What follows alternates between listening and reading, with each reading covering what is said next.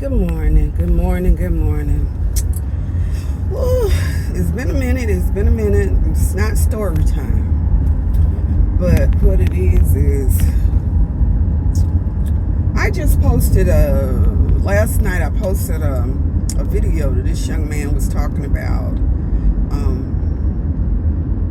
He's in the church, and for many years he's been in the church. But he had been being attacked by demons. And he knows that's what it was. Couldn't sleep, just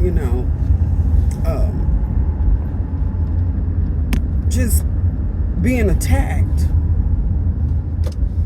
And he said he found out and realized once he asked God, what is it that's going on? Why am I being attacked?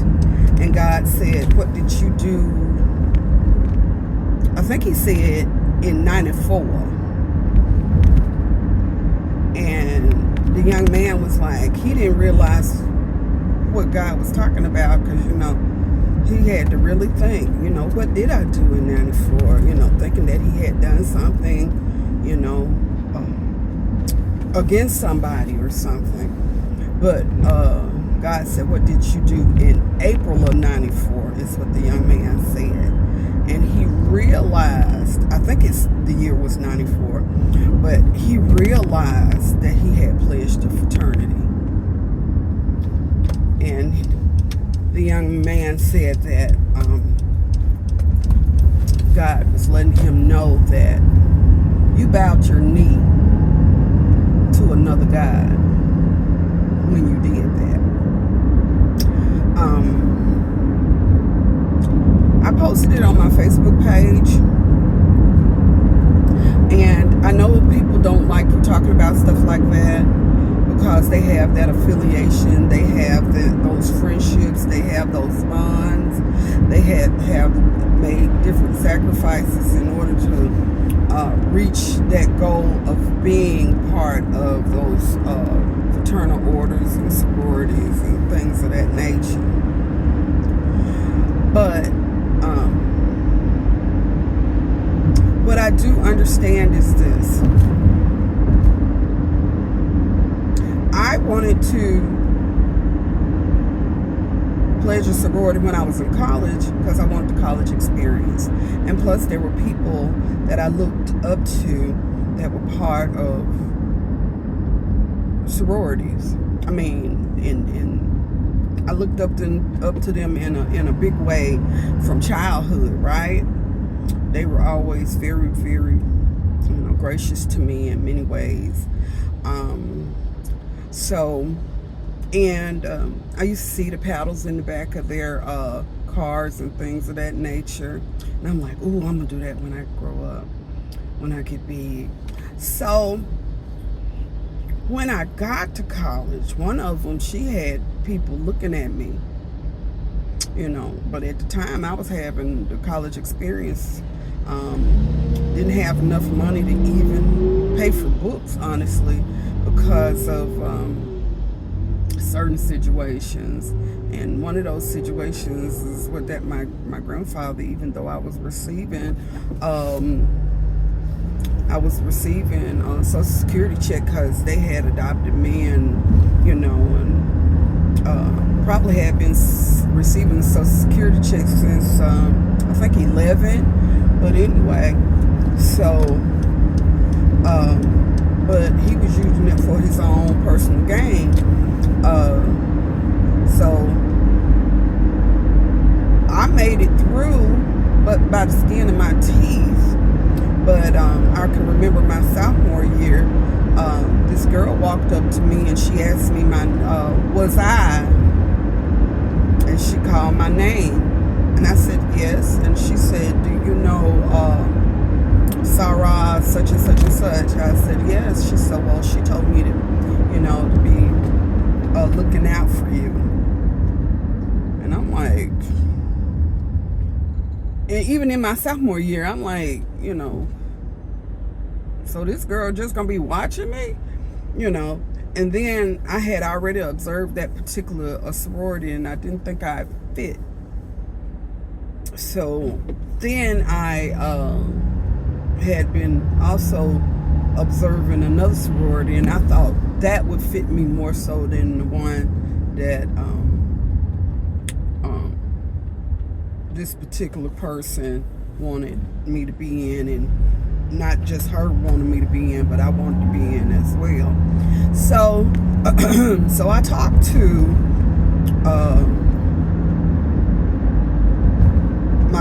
one of my I talked to the person that wanted me to be in her sorority.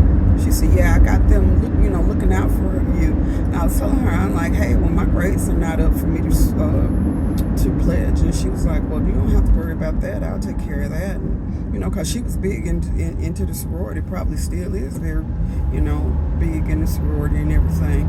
But the thing is, for whatever reason, I guess God already knew that, it ain't no guess about it. God already knew that wasn't what his plans were for me. So then many years later, because I had to come out of school a couple of times, I've already discussed that. One was my fault and two were family situations, 2 different years.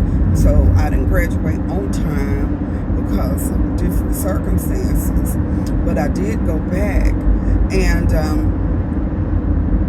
it was my senior year, and one of my good girlfriends who was part of the sorority that I had declined to,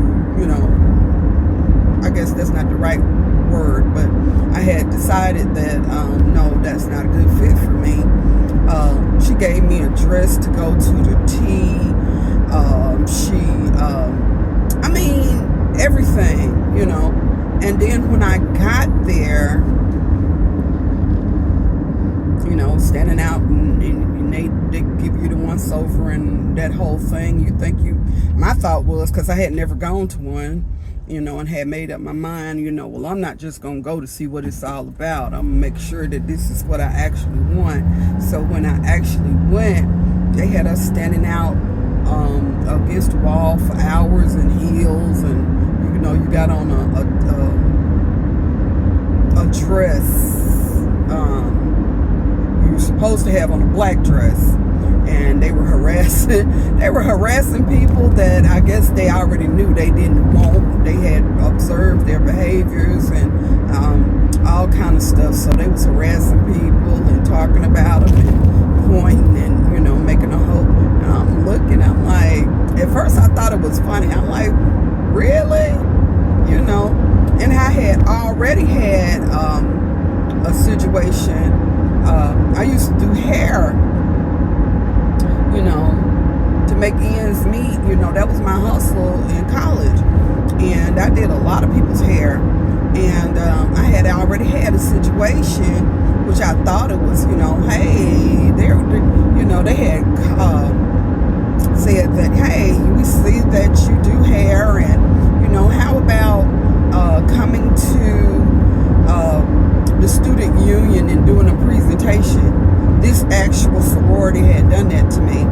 They were saying, hey, come and do a presentation. I got, I had dressed cute and everything, had my supplies. I don't know if somebody, because from what I understood, I was going to be doing somebody's hair. It was going to be a presentation, and a lot of them was going to be there. When I got to the student union, went to the room where they told me to be, nobody was there. And so I went and asked. I'm like, well, are blah, blah, blah here? They're supposed, in a different room, they're supposed to be in such and such room. And the guy looked at the ledger of who has who is scheduled to be where in the student union, and he's like, no, we don't have nothing like that. And I'm thinking to myself, okay, so what's going on? So they had pulled a prank on me. Yeah. And so I got my little stuff and I went back to my room. And so my roommate asked, well, what happened? I'm like, ain't nobody over there. She's like, really? I'm like, yeah, nobody's over there. So I'm sure they were somewhere watching to see what my reaction was going to be. But I'm not the kind of person that's easily moved by stuff like that. You can't pimp me. That ain't in my personality, right? So, like I said, I went to the T and sat down and everything, and was watching all the kind of mean girl behavior. And and to me, it was kind of like comical. It's like, we this age and this what we doing. And it's like, okay, so this part of the whole thing, this part of the whole college experience, this part of the whole act, and they was going up to, matter of fact, Miss Alabama State walked up. I'm not gonna say, like I said, what the sorority was, but Miss Alabama State walked up to a girl, whispered in her ear. The girl ran out the room crying. And I'm like, what the hell is going on? So these things have been around for a long time. They had us come up on the stage and introduce ourselves, and we introduced ourselves, and it was already somebody with my name, my first name, and she had the microphone, and she asked me, my name, and when I said my name, she said, "You'll be such and such number 2." And I just looked at her and smiled. And then somebody else, I remember somebody else coming up, a few people coming up, like the people they did not like or did not want, or whatever the situation it may have been. When she would hold out the microphone for that person to talk, if she didn't like that, if that person was a no, they would turn their head away from the person as the person spoke. It was a clear indication. But at the time, like I said, I'm still young. I'm on the college experience and everything. Let me tell you how God worked in my favor. He told me, he didn't tell me, because I think it was a whole lot of spiritual stuff happening, but it was scaring me. And so I had asked him to take that stuff away. And, you have to be careful what you ask, because, your words have power. And he took away the gift that he had given me because it was so scary. And if I had just asked him to help me to understand why is this on me, maybe it would have been different. But anyway, I don't know who was praying for me, what the situation was or whatever, but some other folks had to pay the cost. I had gone, and my friend who had given me the dress was asking me how the tea went and everything, and I told her, and she's like, "Oh," she said, "they like you." I was like, "Really?" And I told her about this other girl had said, this other girl, which this other girl didn't realize why she recognized me. I recognized her because she walked up to me. She said, "You're old." I said, "I am." And she said, "So why are you here now?" And I said, "Because I had some situations to happen." And I said, and so I made sure that I was ready to do this and could devote the time that was needed to this. So, and she said, "Oh, okay." And she walked off. And some other, they do this thing where they want you to know all of their names, and they keep drilling you, and then you go back and forth, and you write their names and numbers and stuff down, and they want to know where you live and all this kind of things, because it's basically they finna harass you. Matter of fact, one of the girls had came to my job. At this time, I had already gotten a phone call from my mom. She had an accident, and had injured her back. She injured her back, and she was going to be out of work for, I can't remember, 3 or 4 months. So I had to come home, take care of my brother and sister as well as my big mom. So I got this information. Then after I got the information, this girl came to my job, and at the time I worked at a truck stop. I worked at the kiosks where the gas pumps are and everything. And the girl came and asked if I saw these people today, I probably wouldn't know them. And it's so funny because I didn't have any kind of really affiliation with none of them, but I just saw, when they stepped and the things that they, how they carried themselves. I just felt like I would fit in better with them. But anyway, so this girl came to the kiosk and she was like, don't you want to give me some gas?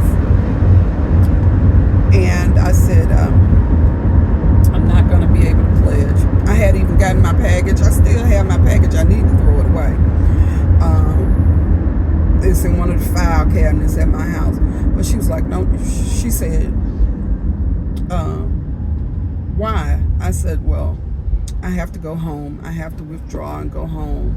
My mom is sick, and I got to go home and take care of my family and her. And so she was like, oh, okay. Didn't say, well, I'm sorry for what you're going through, and maybe you'll have the opportunity to do later or anything. So after that experience, I was like, okay, that's that. I didn't see the like I said, I wanted the college experience. So when I came back, it was like, well, that's that. I'm trying to get out of here. Ain't no need of trying to put nothing else on me, but to get these grades and get the hell out of here.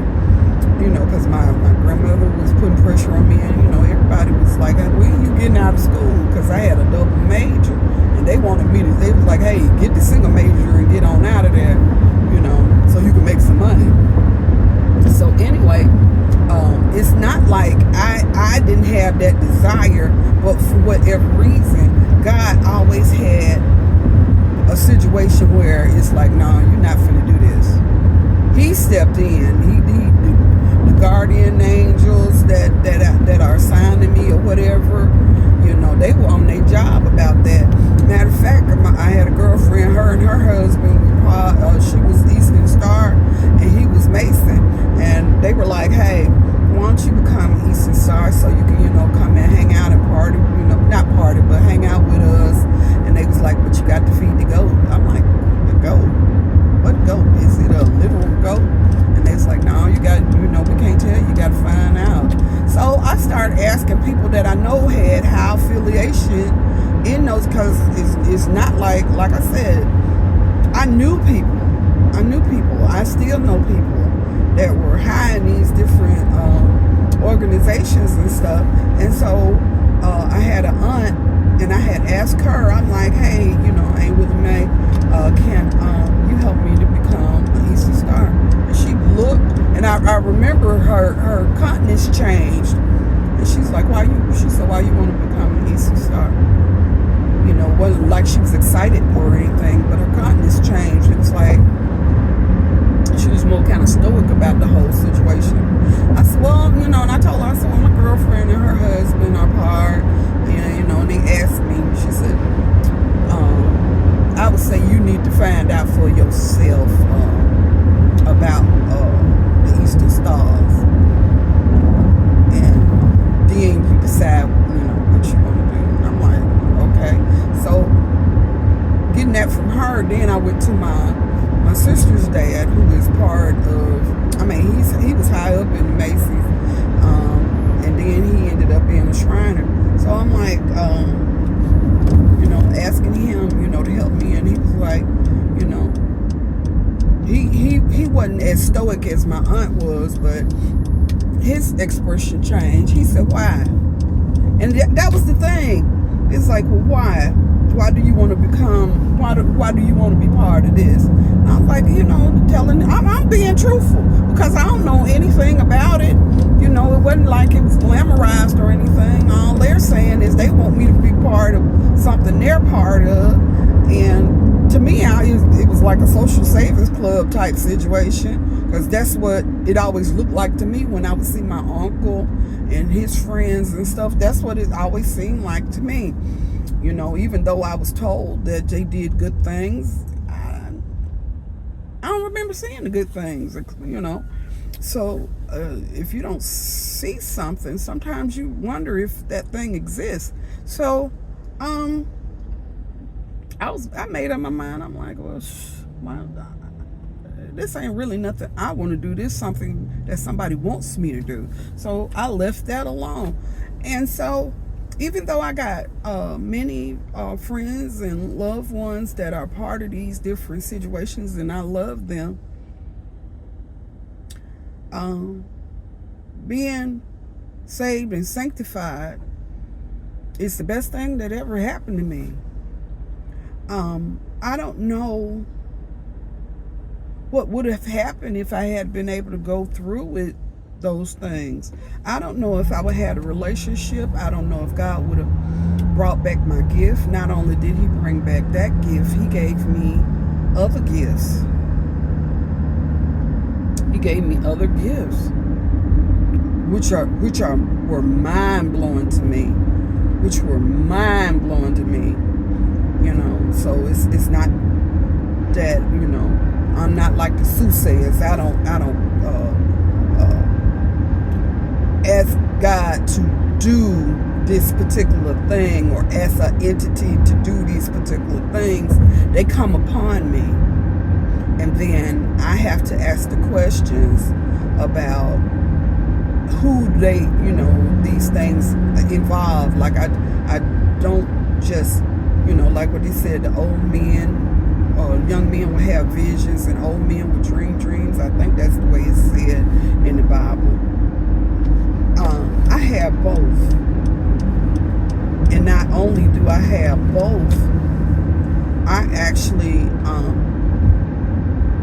can be just sitting or doing something, all of a sudden emotionally I could be happy, and then all of a sudden something will come over me and it's like, what is this? And I try to shake it off, and then I'm like, Lord, what is this? You get what I'm saying? It's like feelings. It's like my intuition is so strong that I may start to cry and don't know what's wrong. Many years ago, not many years ago, how many years ago? 5 years ago, I think it's been, during COVID, me and my girlfriends were supposed to go see go to Earth, Wind and Fire concert, and I kept saying, I got so emotional, and I was like, I don't know what's going on. I was crying, just crying uncontrollably, and I was like, what is going on, Lord? What is happening to me? Why am I crying? I didn't have a reason to be crying uncontrollably. So I 3 times tried to call my friends, and God was like, let them hear your voice. And so the first 2 times I tried to call, and I was sounding like a fool. I was sounding like I had lost my mind, because I was just crying like a baby, like my sister said, a baby, a child that's been whooped by their parent, and then they can't catch their breath. And so finally I called and I told them what I was feeling, and the one friend called and said, well, hey, you know, I left them a message. A voice message for them to hear. And the one friend said, well, hey, y'all the ones, you know, hey, y'all, you know, I'm retired, you know. Y'all the ones got husbands and stuff like that, and, you know, it's just me. So when y'all want to meet? We were supposed to meet that Friday. And she called and said that, hey, I can't make it. I got COVID. And she stayed in the hospital a long time. And even though we were able to talk on the phone when she was able to catch her breath, and, you know, it really wore her out. And then we got the call. So it's like God has given me these gifts. I don't know if He would have reactivated the gift that I was born with, because I was born with that gift. I can remember reoccurring dreams that actually came true, and then after it came true, I didn't have a dream no more. I can remember very vivid dreams. So I don't know if people realize, like I said with this young man, I know I've been all around the world and back again, but I went somewhere in all of that. The young man that was saying how he was being attacked by demons, and a lot of y'all are being blessed, but I can remember it was a episode of The Twilight Zone where this man was being he had everything that he thought he wanted. Everything was going his way. And then he got to the point where it was like, he was a gambler and he was winning every time. Then he got to the point where it was like, there's no mystery, there's no chance. I know for a fact that I'm doing well. And it's like, it got boring to him, and he was like, what is really going on? That man found out that he was in hell. Just because things seem like they're going good for you here on earth, you want grace and mercy. You want God's grace and mercy. That's who you want, God's grace and mercy. Sometimes when things are going too well, you got to ask yourself, okay, Lord, what's really going on? I don't have any challenges. There's nothing to ever try to put me in a situation to increase my faith. Because if you don't have to activate something, if you don't have a use for something, you don't have to activate. You don't have to plug in. So some of these people who are being just so prosperous and all these different things, everything in life is going well, you have to ask yourself, am I in the right spirit? Why isn't the devil chasing me? Is he not chasing me because he already has me? Am I in the position that God would want me to be? What is it that I have done? Have I stepped out of His grace? Why is it that I feel the need to be involved in these things? Am I spending more time with these things than I am and seeking His face? Is it the camaraderie? Because God said, if you've already got the approval of man, or that you've already received your reward. So you don't need heaven. It ain't my words, it's the words of God. So I think people need to take a examination. As much as you love being a part of these different things, if you need to come out of it, you need to come out of it. These same girlfriends, which I love them, I do. We used to go to Jazz in the Park on Sundays. During the summer, free jazz in the park. We'd pack our little stuff. Even I would take my daughter and her friends, so they could have their little spot in the venues or whatever, and enjoy the music. God told me, stop going. I didn't ask Him why.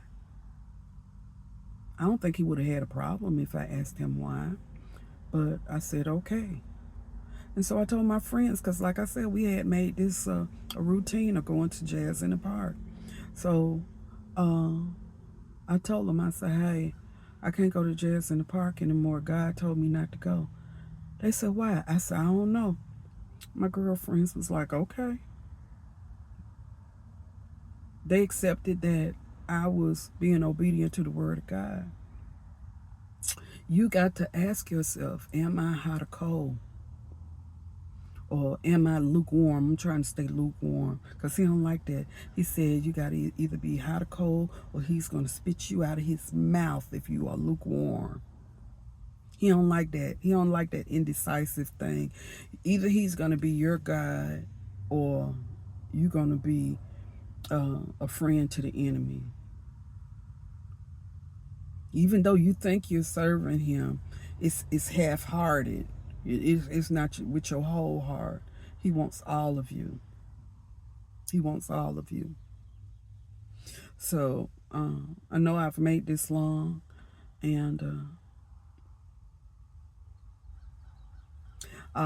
like always, what I'm going to say is give glory to God in everything that you do. That's in his way and in his word. I love you. Bye-bye.